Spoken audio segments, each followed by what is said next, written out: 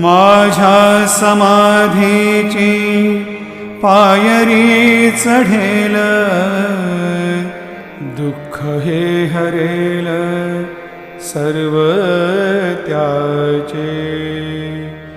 जरी हे शरीर गेलो मी टाकून, तरी मी धावेन भक्तासाठी. नवसास माझी पावेल समाधी, धरा दृढबुद्धी माझ्या ठाई.